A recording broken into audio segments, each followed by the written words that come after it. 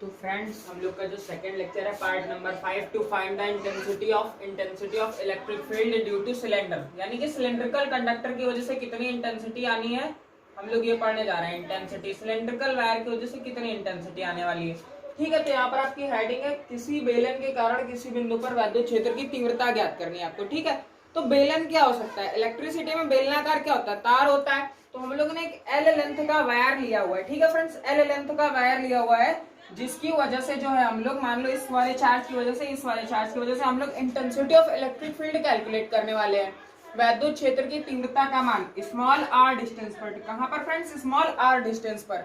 ये एरिया कितना है आपका? यहाँ पर एरिया ये आपका डीए हो जाएगा, और जो यहाँ पर इंटेंसिटी ऑफ इलेक्ट्रिक फील्ड का वेक्टर है, दोनों की डायरेक्शन क्या हो जानी है? यहाँ पर सेम हो जानी है। जब डायरेक्शन सेम हो जाएगी तो थीटा आपका कितना हो जाएगा? 0 डिग्री हो जाएगा। जो आपका कॉस थीटा वाला फैक्टर है, कॉस थीटा, यानी ये हो जाएगा आपका कॉस 0 डिग्री। जब कॉस 0 डिग्री हो जाएगा तो इसकी वैल्यू कितनी हो जानी है? 1 हो जाएगी। ठीक है फ्रेंड्स, तो अब हम लोग को ई की वैल्यू कैलकुलेट करनी है इस पी पॉइंट पर। ये पी पॉइंट है आपका। ठीक है, ये पॉइंट आपका पी है यहाँ पर, ये छोटा सा एरिया। अच्छा, ये रेडियस आर थी, तो इसके सराउंडिंग में एक गॉसियन सरफेस हम लोग अपने मन से अज्यूम करेंगे, काल्पनिक।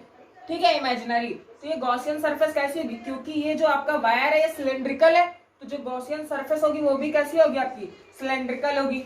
अब फ्रेंड्स, यहाँ पर हम लोग जो है ये जो आपका इंटेंसिटी ऑफ इलेक्ट्रिक फील्ड का वेक्टर ई और जो एरिया वेक्टर है डी, इन दोनों की मदद से हम लोग क्या निकालने वाले? फ्लक्स कैलकुलेट करेंगे। पहला पोर्शन हम लोग फ्लक्स कैलकुलेट करेंगे, उसके बाद इस एरिया की वैल्यू पुट करेंगे। क्योंकि ये सिलेंडर होता है, तो सिलेंडर का जो सरफेस एरिया होता है, सिलेंडर का सरफेस एरिया होता है 2 पाई आर एल। सिलेंडर का सरफेस एरिया कितना होता है? 2 पाई आर एल होता है। ठीक है फ्रेंड्स, जब एरिया कैलकुलेट कर लोगे तो ये जो है आपने छोटा सा चार्ज अज्यूम किया है, फिर आप गॉस थ्योरम अप्लाई करोगे। गॉस थ्योरम अप्लाई करने के बाद आप फिर से फ्लक्स कैलकुलेट करोगे। दोनों फ्लक्सों को हम लोग आपस में कंपेयर करा देंगे और हम लोग की इंटेंसिटी ऑफ इलेक्ट्रिक फील्ड निकल आएगी। अब फ्रेंड्स, यहाँ पर सोचने वाली बात क्या है? सोचने वाली बात यह कि ये जो वायर है आपका, ये कैसा है? वायर आपका लीनियर है। लीनियर मतलब रेखीय है। तो यहाँ पर जो हम लोग चार्ज डेंसिटी यूज करेंगे वो रेखीय चार्ज आवेश लगाएंगे। यहाँ पर रेखीय आवेश घनत्व लगाएंगे। तो रेखीय आवेश घनत्व लैम्डा इज इक्वल टू कितना होता है? Q बाई एल होता है। लैम्डा इज इक्वल टू कितना होता है आपका? Q बाई एल होता है। तो इन सब चीजों का फॉर्मूलों का यूज हम लोग यहाँ पर करने वाले हैं। तो यहाँ पर जो हम लोग यहाँ पर लिखेंगे बिंदु P पर वैद्युत फ्लक्स का मान। वैद्युत फ्लक्स का मान, बिंदु P पर वैद्युत फ्लक्स का मान कितना आएगा आपका फ्रेंड्स? यहाँ से आप लोग लगाओगे phi E is equal to E A cos theta. E A cos theta, क्योंकि आपके पास थीटा कितना हो गया? Cos 0 degree is equal to 1। तो आप यहाँ पर पूरी वैल्यू पुट करोगे, क्योंकि छोटा सा एरिया इसलिए D phi E is equal to हम लोग लगाएंगे E D A cos 0। Cos 0 की वैल्यू कितनी हो जाएगी आपके पास? 1 हो जाएगी। आप यहाँ से लिखोगे D phi E is equal to E D A cos 0 की वैल्यू 1, यानी D phi E is equal to E D A. यहाँ पर आप क्या करोगे? यहाँ पर जो है आप इसका दोनों साइड इंटीग्रेशन कर दोगे। यहाँ पर लिखोगे ऑन इंटीग्रेटिंग बोथ साइड। अब आप एक बात बताओ, यहाँ पर बात वही पूछ रहा हूँ कि ये सरफेस कैसी है आपकी? ये सरफेस है क्लोज्ड सरफेस है आपकी, एक पैक्ड सरफेस है। और जो गॉस ने आपको डिस्क्राइब किया था वो भी गॉस ने जो है बताया था कि बंद सतह की वजह से हम लोग को फ्लक्स बताना है। तो बंद सतह के लिए हम लोग क्या लगाते हैं? यहाँ पर बंद सतह के लिए हम लोग लगाते हैं यहाँ पर जो है सर्कल, छोटा सा इंटीग्रल साइन पर। यहाँ पर आएगा आपका डी फाई ई। इंटीग्रेशन के बाहर हम लोग ई ले लेंगे। क्यों? क्योंकि जो है जो आपका ऑपरेटर है वो एरिया का ऑपरेटर, और ई क्या हो जाएगा? ई कांस्टेंट हो जाएगा। ठीक है friends, intensity of electric field कैसी हो जाएगी? कांस्टेंट हो जाएगी। जब आप dx का इंटीग्रेशन करते हो तो आपको x मिलता है। इसी तरीके से जब आप डी फाई ई का इंटीग्रेशन करोगे तो फाई ई मिलेगा, और जब आप डीए का इंटीग्रेशन करोगे तो ए मिलेगा। तो यहाँ से आपके पास आएगा इंटीग्रेशन करने के बाद phi E is equal to E A. अब आपको एरिया कितना पुट करना है? एरिया आपको इस सिलेंडर का पुट करना है 2 पाई आर एल। कितना पुट करना है एरिया?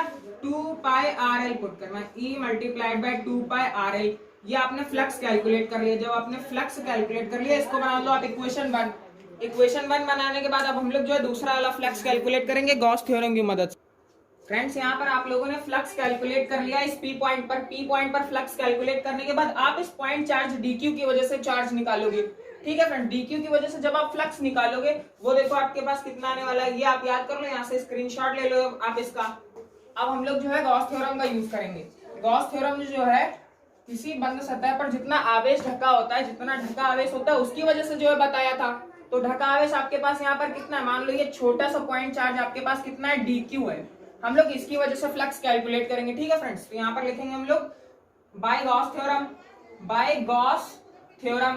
तो गॉस थ्योरम की वजह से क्या होता है, गॉस थ्योरम ने बताया था कि जो फाई ई होता है वो q अपॉन एप्सिलॉन नॉट होता है।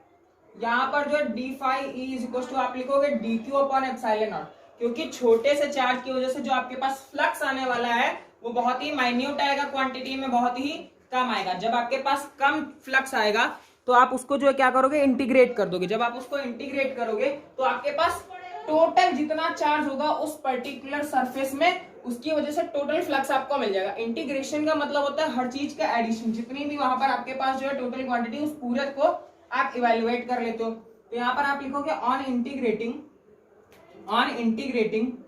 बोथ साइड, यहाँ पर भी जो हम लोग के पास जो है सेम काम है। जो एप्सिलॉन नॉट है वो कांस्टेंट है, कांस्टेंट को आप बाहर निकाल लोगे, कांस्टेंट को आप क्या करोगे, बाहर निकाल लोगे। यहाँ पर लिखोगे dq, ठीक है फ्रेंड्स। तो यहाँ से आपके पास इंटीग्रेशन करने के बाद आएगा फाई ई और यहाँ पर आएगा q अपॉन एप्सिलॉन नॉट। मैंने आपको स्टेप बताया था, क्या स्टेप बताया था कि जब आप यहाँ से गॉस थ्योरम लगा लेते हो तो वहां पर जो चार्ज आता है उस चार्ज को हम लोग रिप्लेस कर देते हैं चार्ज डेंसिटी से। यहाँ पर चार्ज डेंसिटी कैसी आने वाली है, लीनियर चार्ज डेंसिटी, रेखीय आवेश घनत्व। तो लैम्डा का फॉर्मूला आपके पास यहाँ से कितना गिवन है, लैम्डा इज इक्वल टू आपके पास q बाई एल।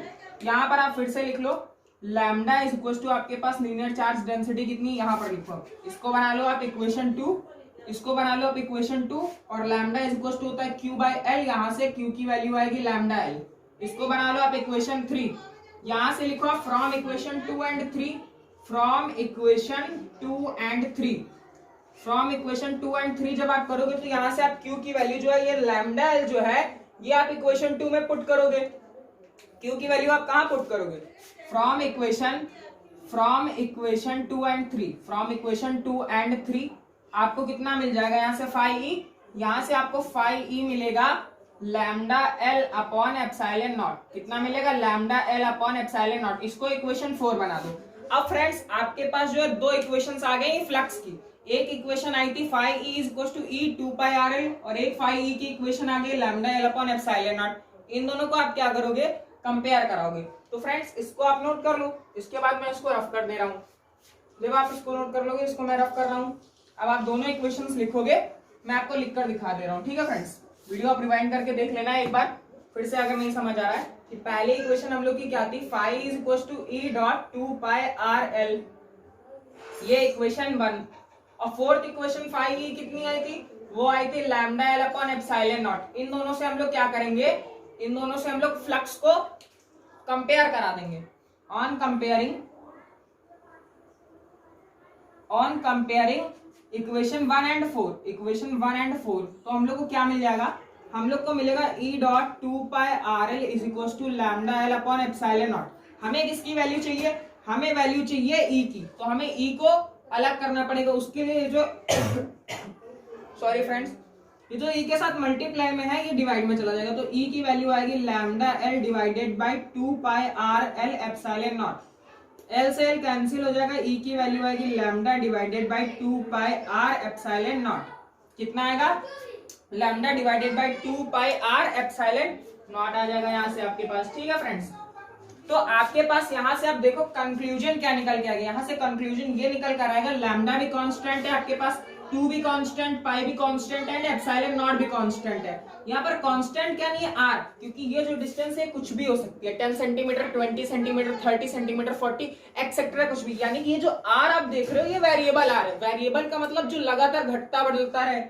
तो आप यहाँ से लिखोगे E is inversely proportional to the distance. जिस पॉइंट पर हम लोग को intensity of electric field calculate करनी है वो डिस्टेंस जो है आपकी इंटेंसिटी ऑफ इलेक्ट्रिक फील्ड के इनवर्सली प्रोपोर्शनल होती है, ठीक है फ्रेंड्स। ये आपसे रिजल्ट पूछा जा सकता है, ये रिजल्ट भी पूछा जा सकता है। ये आपके पास एक मेन रिजल्ट निकल कर आया, ये दोनों आपके फॉर्मूले निकल कर आ गए इंटेंसिटी ऑफ इलेक्ट्रिक फील्ड के ड्यू टू किसी बेलन के कारण किसी बिंदु पर वैद्युत क्षेत्र की तीव्रता। तो ये डेरिवेशन में हम लोग के पास 3 स्टेप में काम करना है, 4 स्टेप में। जब कभी भी आप किसी भी जो है कंडक्टिंग मटेरियल की वजह से आपको intensity of electric field calculate करनी है with the help of Gauss theorem. आप पहले फ्लक्स निकालोगे, फिर गॉस थ्योरम की मदद से फ्लक्स निकालोगे, फिर चार्ज डेंसिटी लगाओगे और दोनों फ्लक्सों को आपस में कंपेयर करा दोगे, आपके पास ई की वैल्यू आ जाएगी। Thank you friends for watching. और जैसा ये वीडियो आपको लगे आप उसको कमेंट सेक्शन में जरूर कमेंट करके बताएं। ये आपके पास वीडियो है टोटल, ठीक है, आपके पास लेक्चर है पूरा, आप इसको नोट करो, नोट डाउन कर लो। और जो आपको कमी लग रही हो कि मुझे और थ्योरी लिखनी चाहिए तो मैं और थ्योरी लिख सकता हूँ। आज के बाद सबको वीडियो रेगुलर मिलेगा।